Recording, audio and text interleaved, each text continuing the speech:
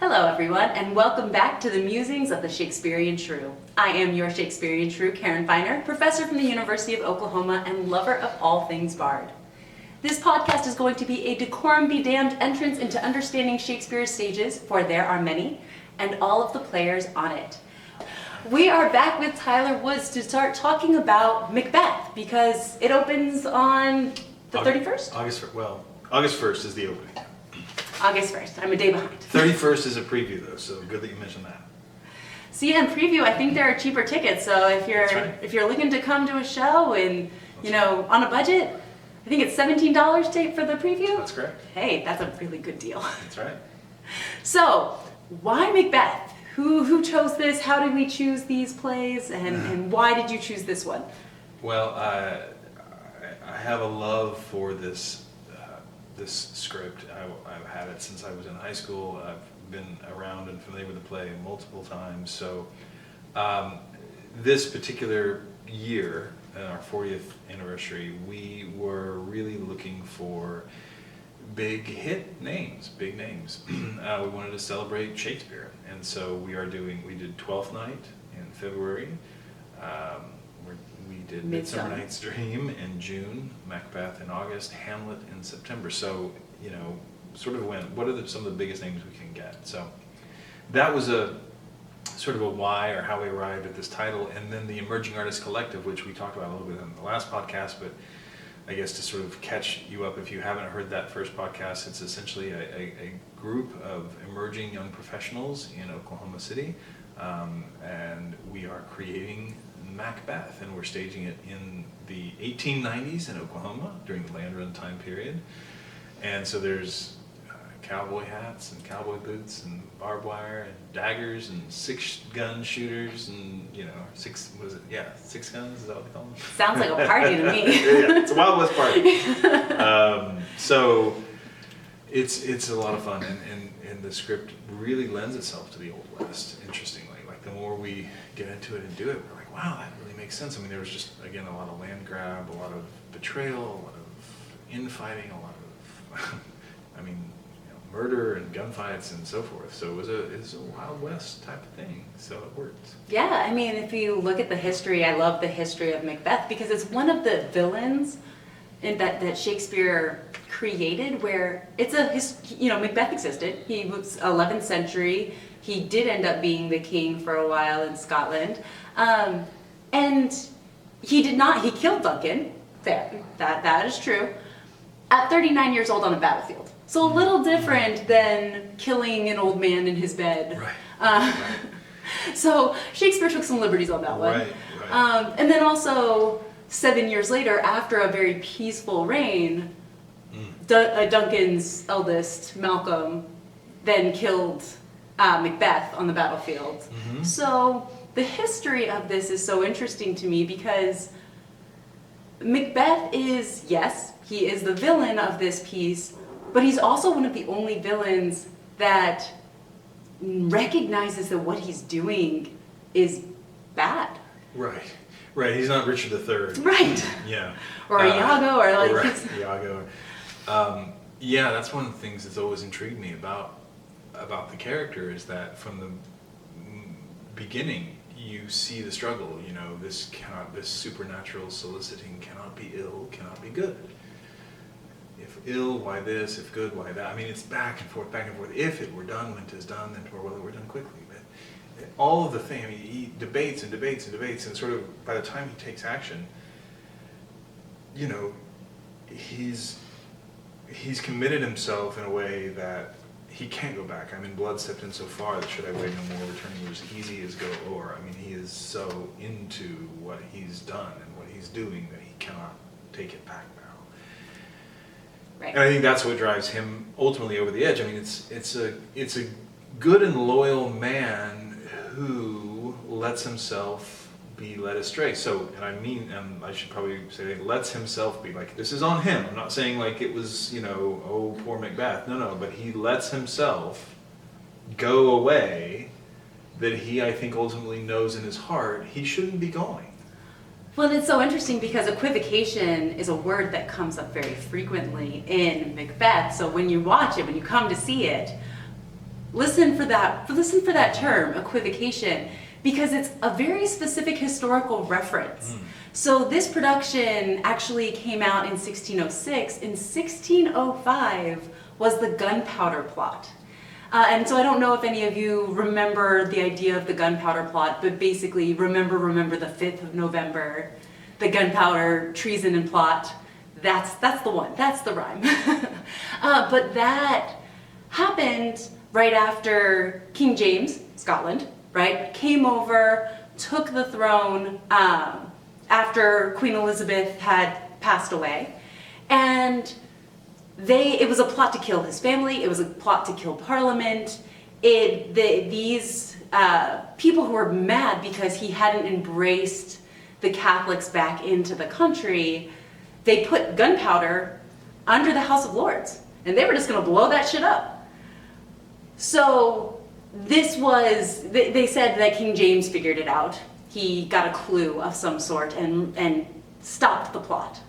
And that's what led to the arrest of Guy Fawkes, but it also led to another arrest, which was Father Henry Gardner.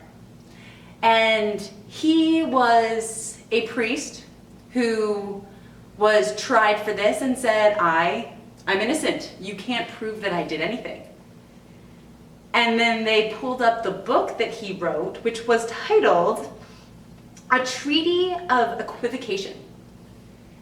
And so this Treatise of Equivocation basically said, here's how to lie. And shortly after, he was drawn, quartered, and his head placed on a pike.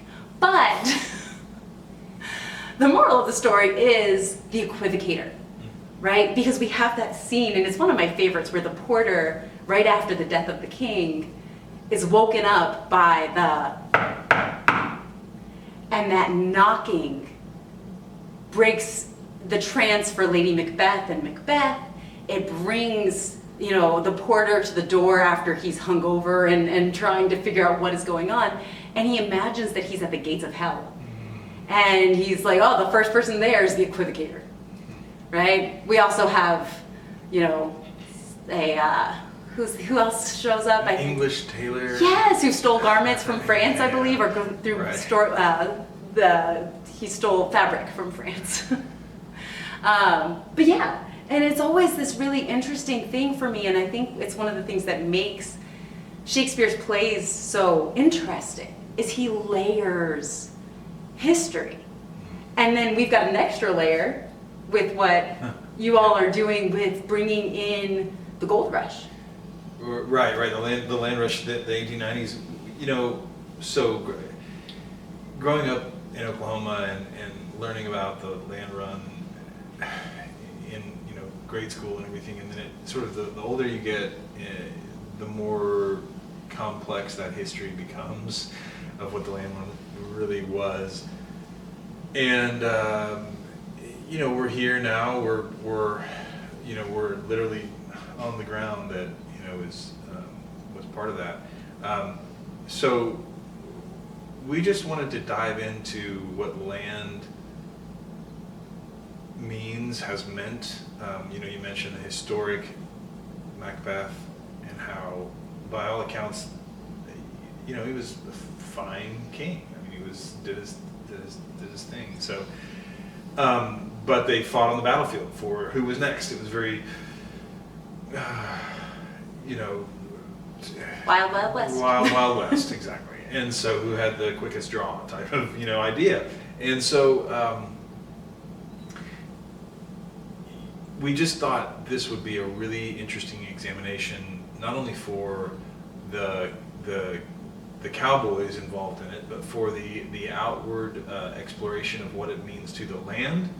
So we didn't really, we have one witch rather than three. So we're experimenting with that one witch being the voice of three, being a voice that's eternal, being the voice that is communal, that's of all time, almost outside of time. Time is a big word in this play, in all of Shakespeare, but time.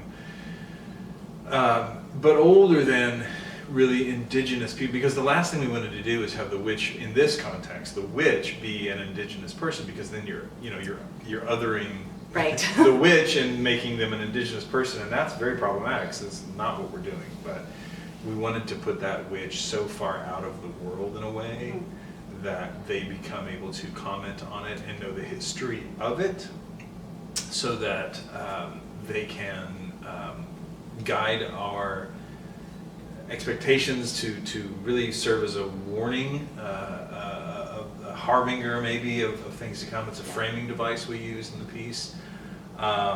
You know, someone who says to us, when shall we meet again? In thunder, lightning, or in rain. When shall we three meet again becomes, rather than the three witches, it becomes Macbeth, Banquo, and the witch. Or at the end of the play, because it's a framing device, we do sort of hint towards that it could be Malcolm, Macduff, and the witch, or the next three, or the next three, or the next three.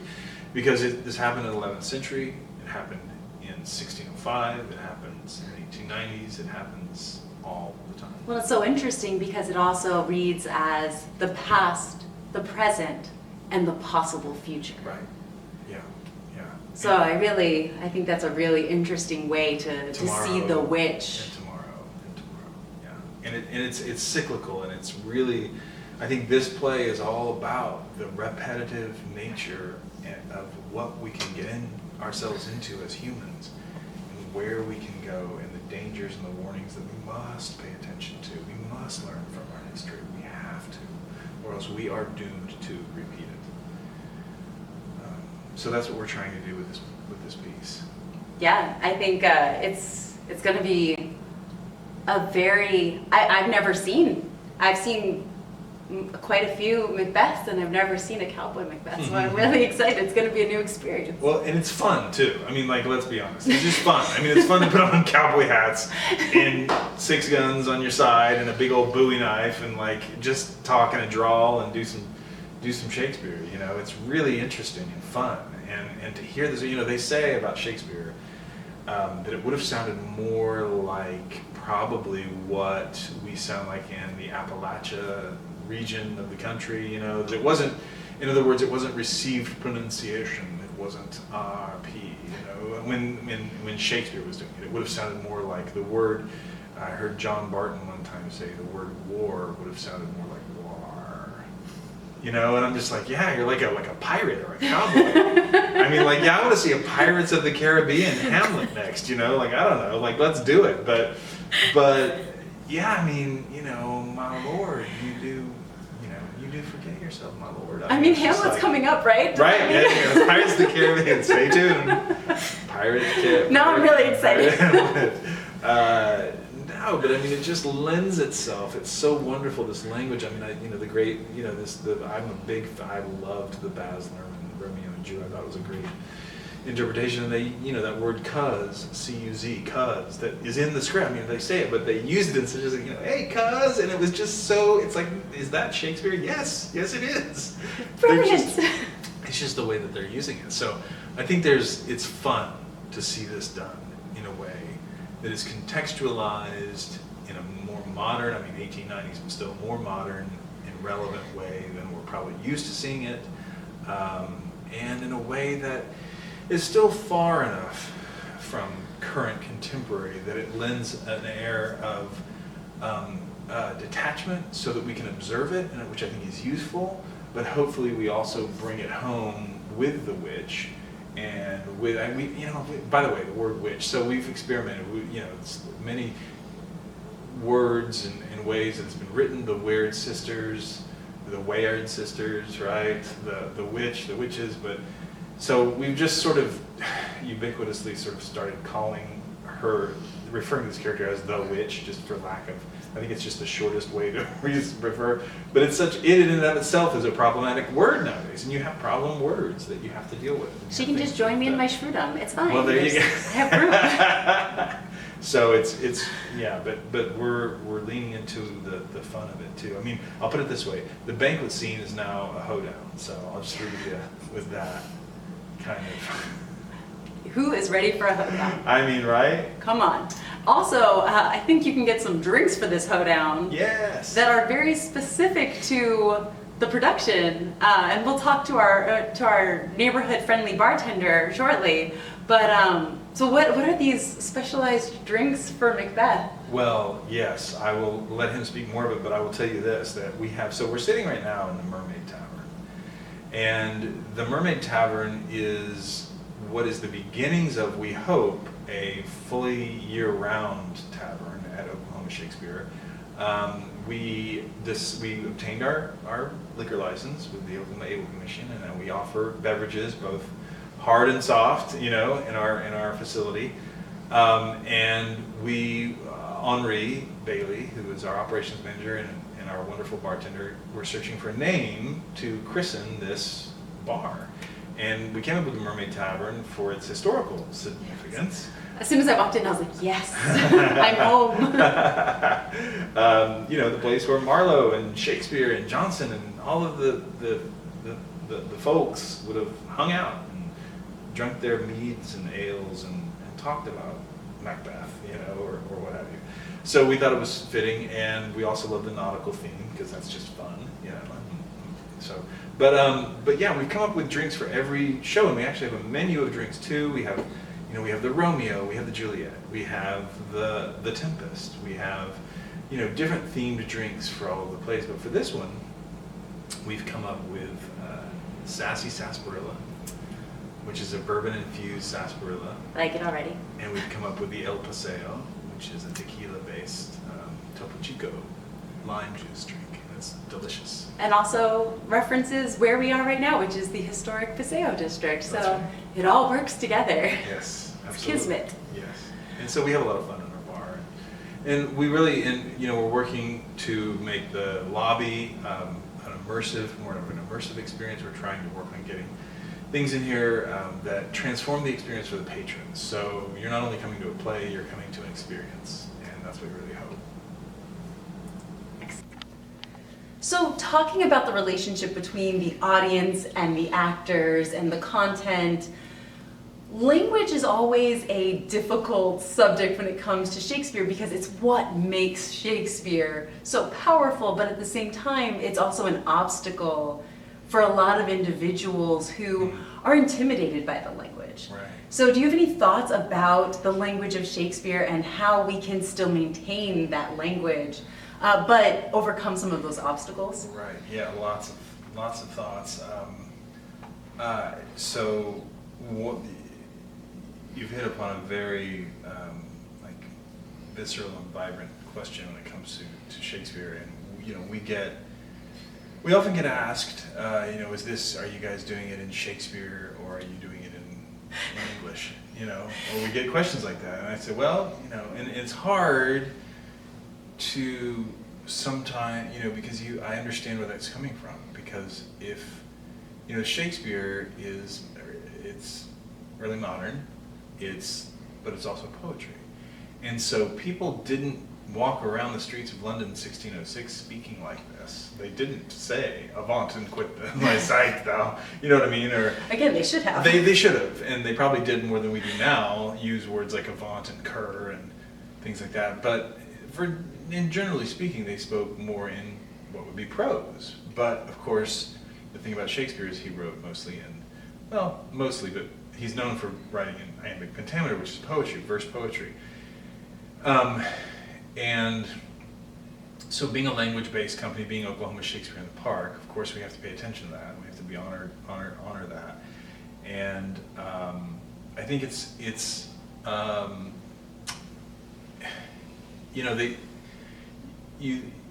when you get your BFA or you get an MFA, you study iambic pentameter, you study how to do something called scansion, which is, taking a line of Shakespeare. You've probably heard, but soft what light through yonder window breaks, right? That's your standard line of Shakespearean verse. So iambic pentameter is 5 feet.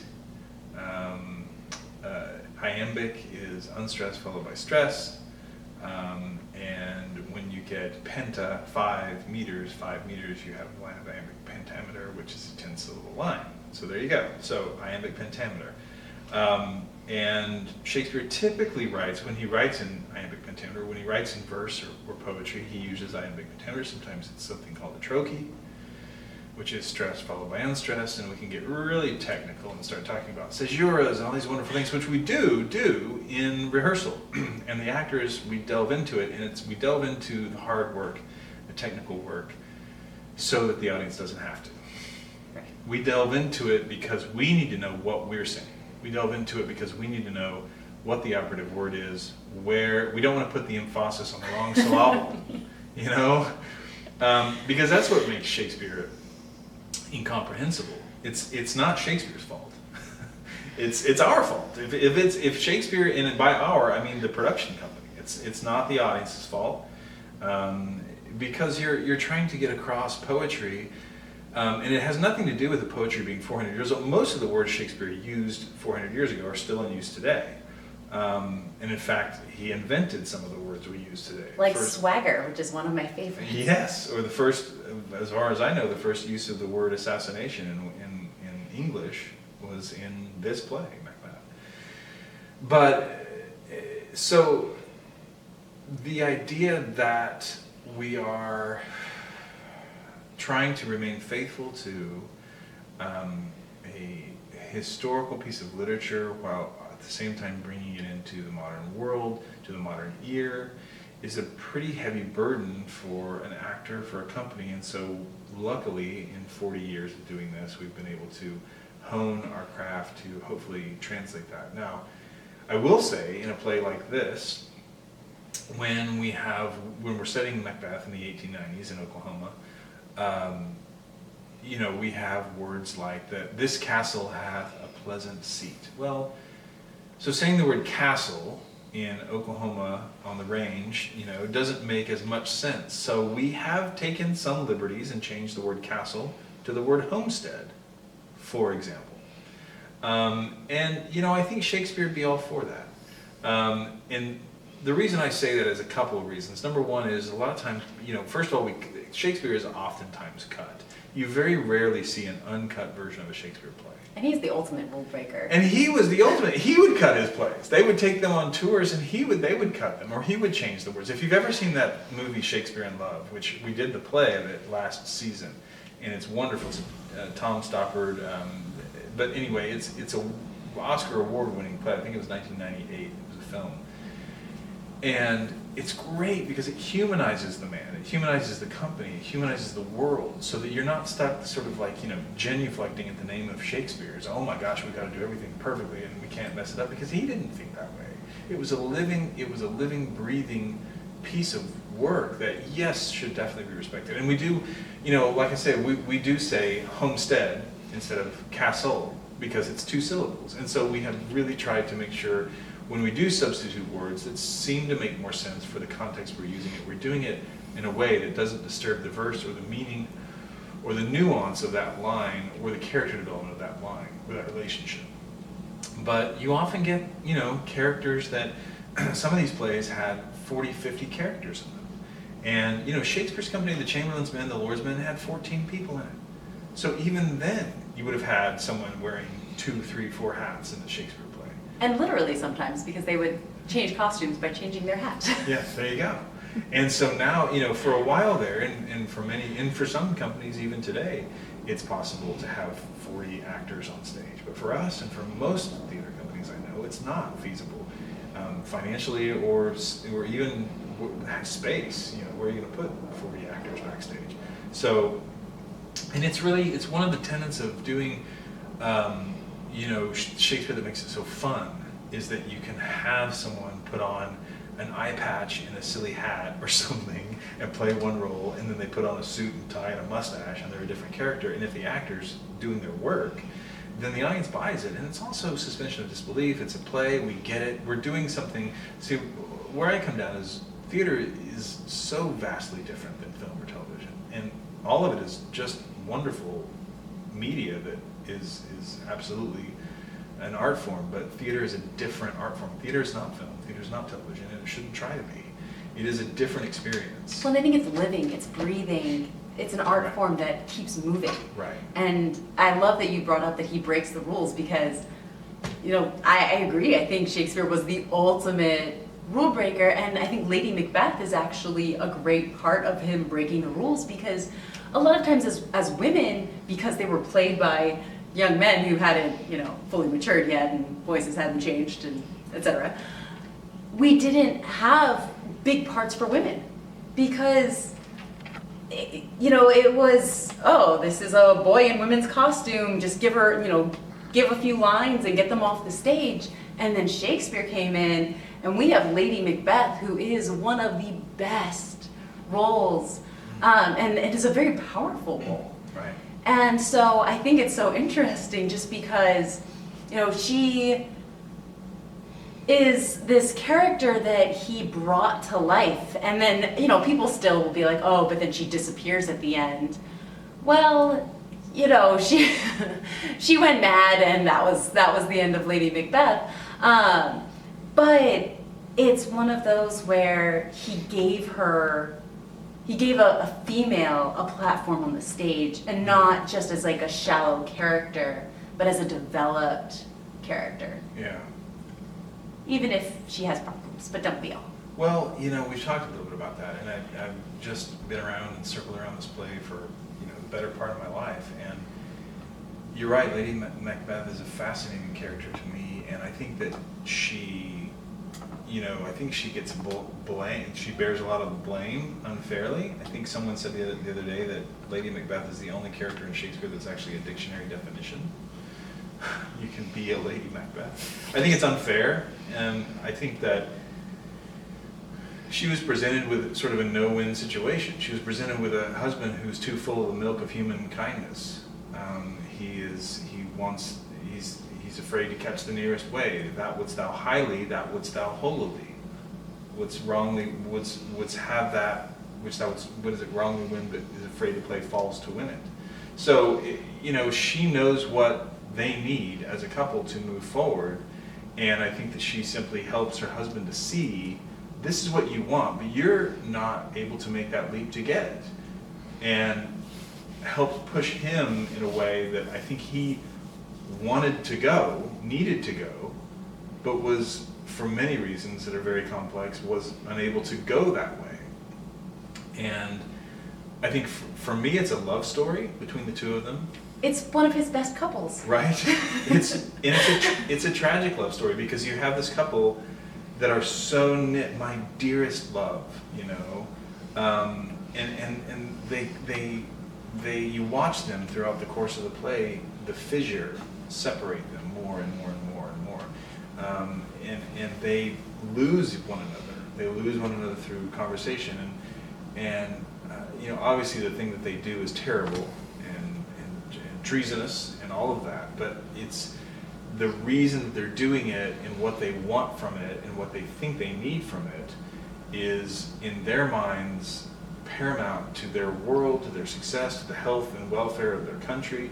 And only when Macbeth begins to separate himself from his partner, my dearest partner in greatness, it's when he separates himself from that and begins to lose himself and doesn't tell her that he needs to kill Banquo. He doesn't tell her that he's going to, I will to the Weird sisters, more shall they speak. I mean, he needs more. He's in blood. He makes plans to kill Macbeth. Macduff and his wife and his family. But she's not in on any of this, and he won't even tell her half of it. And she's desperately wants to be, and I think that's what drives her mad. That loss of love, that loss of partnership, that loss of the man she gave up everything for. She didn't have a voice. She didn't, it's like she was making decisions for them. Her emotional well-being, her wherewithal, was reactive to him and what he needed. And by doing that and pursuing that goal for him, she was giving of herself in such a selfless way, in a whole way. Unsex me here. I mean, she prays for the strength to do what she knows he can't or won't do. And when it gets done, he immediately begins to lose his mind because it's an act of treason, because it's a terrible thing to do. But he goes off in the way away from her, and I think it's the way that he diverges away from her. That's what drives her mad. That's what drives her to the point in which she ultimately, I think, and it's really never said. If she kills If herself, she kills or if herself she- or yes. what, but I think to me it's fairly clear that she did. She throws herself off the tower or whatever. That she kills herself, or that she ends it, and that because she's like, and it's the whole hand washing scene. It's the missing. What am I missing? What am I missing? Where am I? Why can't she relives it? She relives it over and over again. She can't reconcile why this has happened. Why this has happened. And for him, it's she should have died hereafter, and tomorrow, and tomorrow, and tomorrow. It's this repetition of life, and it's lost its meaning, it's lost its passion, it's lost its connection. He's lost his partner, he's lost his love. It is a tragic tale. It's a tragic love story, and it's so powerful. And you're right. I mean, to give that role, right, to a 15, 16-year-old boy or whatever, whoever it was, is amazing. Yeah. To write that role, to write any of the women's role. I mean, think about, Gertrude, Ophelia, Kate, Anna, the Princess of France in Love's Labour's Lost. Viola. Viola, So many great my ones. gosh. And it's just on and on. And he gave these roles to these boys who just, must have knocked them out of the park, because they wouldn't exist otherwise. If it was like, oh, that was I'm not going to do that anymore. Clearly it was working, right? So let's write more of these roles. So maybe he had just a couple of really great actors, who knows? Whatever it was that inspired, but there are so many, there are not as many roles for women in Shakespeare, undeniably, but those that do exist, wow. And then comparatively speaking, right, people are like, oh, but there aren't that many roles. But if you look at the other plays at the time, he was doing great. Right, there weren't hardly any. Really, yeah. Yeah. And just the words and how they're used, and the relationships and how they're built, and it's so modern. It's so modern. It's like, how did he do this? This was written in 1606. 1606, how? Well, like, one of the things you love is, like you said, it's one of the greatest love stories, and then you've got Romeo and Juliet, and you're like, man, like, you look at it as when you're young, and you're like, oh, it's a love story, and then later you grow up and you go back and you're like, oh, wait, this is terrible. You're like, where's the Lady Macbeth and Macbeth in this? Like, where's the true love? And that is what is in this play.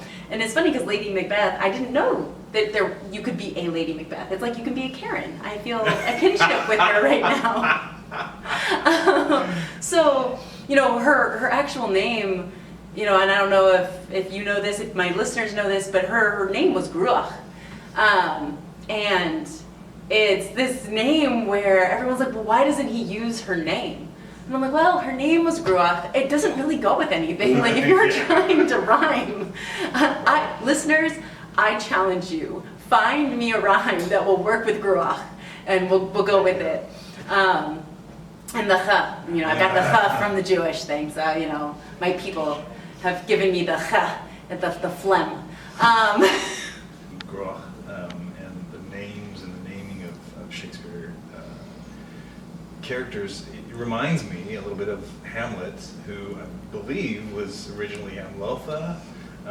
And just so you find, I think in tragedies, Shakespeare, what he did was took more symbolic names, whereas with the histories, obviously, he's taking, actual names of characters and being more true and literal with them.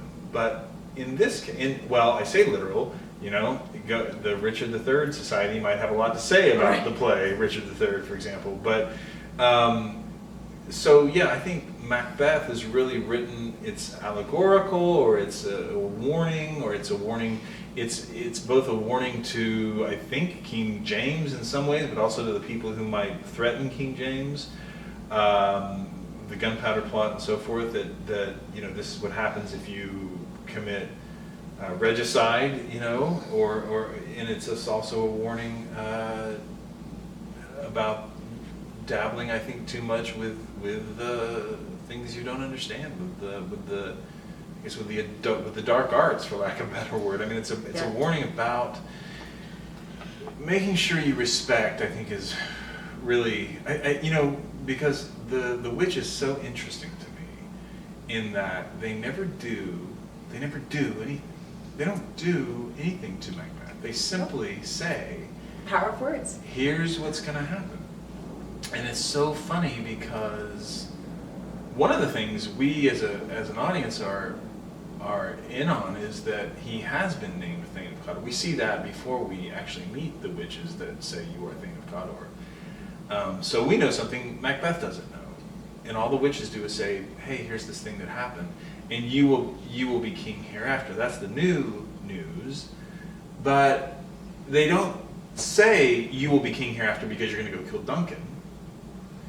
You know, they just simply say it, and it's really fascinating to me. It becomes this question of destiny and what that means, and what are we in control of our own destiny? Are we the makers of our destiny? How do we shape our own destiny? Because you can go down the rabbit hole of, well, would Macbeth have become king? Would Duncan have died of old age and somehow Malcolm is hit by a truck? You know, I mean, who knows, right? Or whatever it is.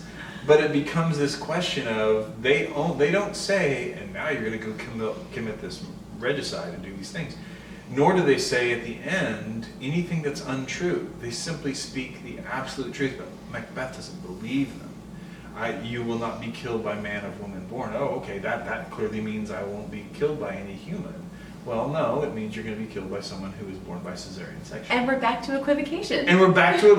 Exactly. So it's what he's doing is he's messing with things, and I almost want to retract and say, and using the word dark arts isn't right. It isn't really fair, because that's not really what it, I think, was a warning. Now, James was very into witchcraft and the study of and so forth, and wrote.